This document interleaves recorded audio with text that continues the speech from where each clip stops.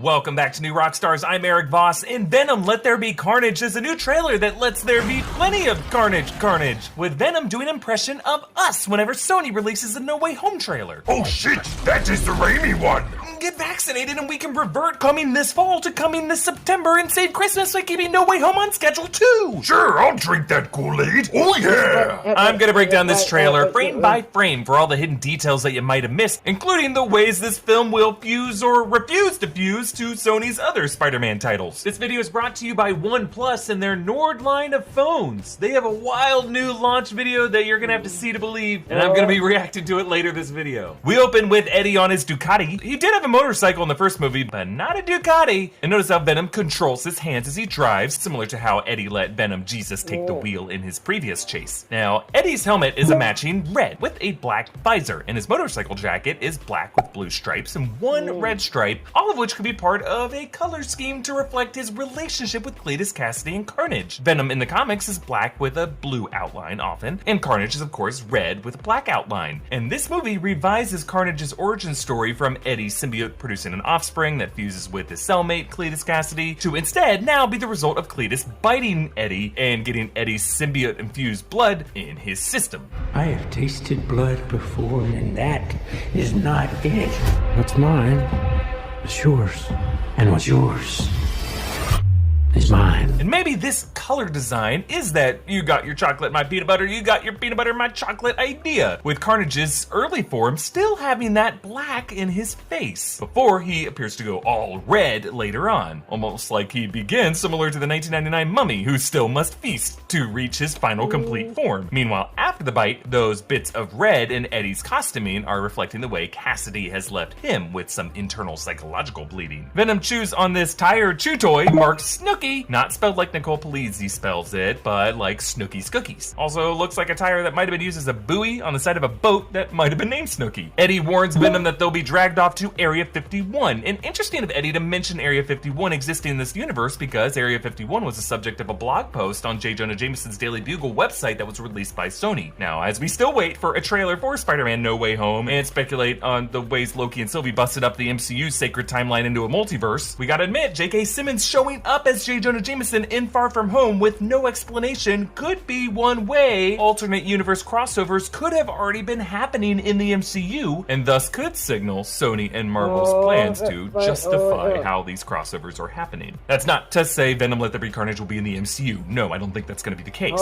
But with a title like Spider-Man No Way Home, I think Sony might try to hint that it could be kind of this nexus point where on one side of a multiversal portal could be other Sony universes, like the Raimi-verse, like the Mark Webb universe, and like this Venom corner of the universe. We visit the Ravencroft Institute, a prison and lab where super criminals are experimented on in the Marvel Comics. An East Coast version of this showed up in the Amazing Spider-Man 2, where Electro was briefly kept. We see this woman with silver hair walking down the hallway. She actually later appears outside of Shriek's cell, closing the hatch that's presumably to prevent Shriek's sonic blasts from getting out. This woman also showed up outside the chamber in the last trailer. This could be Dr. Kafka, who runs the Ravencroft Institute in the comics. Now, Shriek is Frances Barrison, who teams up with Carnage in the Maximum Carnage comic that seems to be partly inspiring this movie's plot. She has the ability to emit these powerful sonic blasts, and considering such frequencies tend to destabilize symbiotes from their hosts, I assume she will end up being the crucial weapon against Venom, or Carnage, or both. Notice how she has one blue eye, a nod to the blue mark that is over her eye in the comics. Here, look closely, she is reading the Daily Bugle, and the headline, I think, reads Cletus Kasady dead. Maybe Cletus and Frances had a previous relationship, and when Kasady escaped, he could have been falsely reported as dead, with guards and media either not understanding what that Carnage transformation was, or technically this transformation occurred after he flatlined in the execution room. And when I do a breakdown of this movie, that will be the point I pitch a batshit theory that the whole movie takes place in Cletus Kasady's flickering fantasies in the moments of his death. Venom breaks Eddie's nose. I'm sorry! I don't know what came over me, please let me fix it, so I can forget again!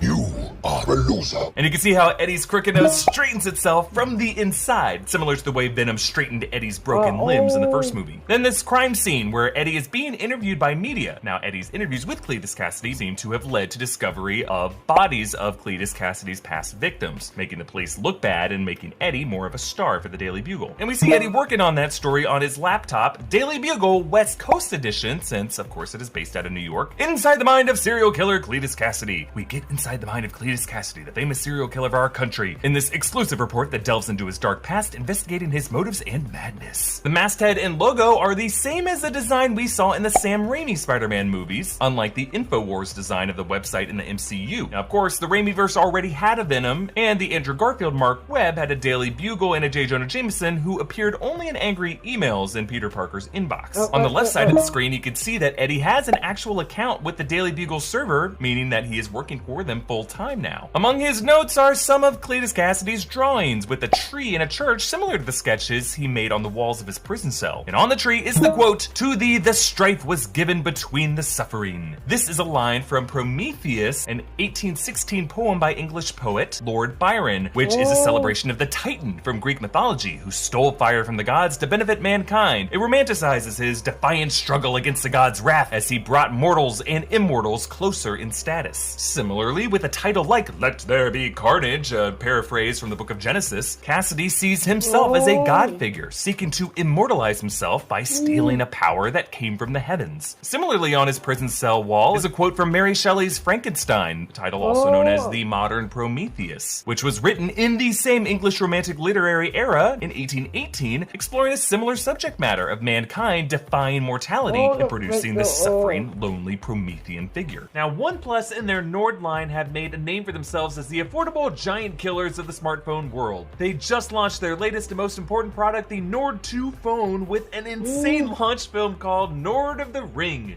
And of course, thanks to OnePlus Nord for sponsoring this video. OnePlus Nord is an affordable smartphone fully equipped with the features one would expect from its more expensive competitors. They're known for their unique product launches, like last year when they did the world's first AR launch for the Nord 1. They topped themselves this year with a Hollywood action movie quality launch film. It has a huge cast, epic locations, and ridiculous special effects that give the Nord 2 an MCU-worthy origin story. Let's check it out. A warp charge 65. What? This is insane. Whoa! The devices were then transported. Oh my god!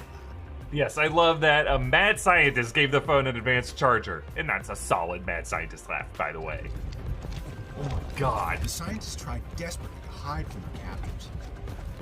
What? And begged them to understand that they had no idea what they were doing. Oh my god. You don't know what you are doing. But the bad guys hated science. Science! Sure.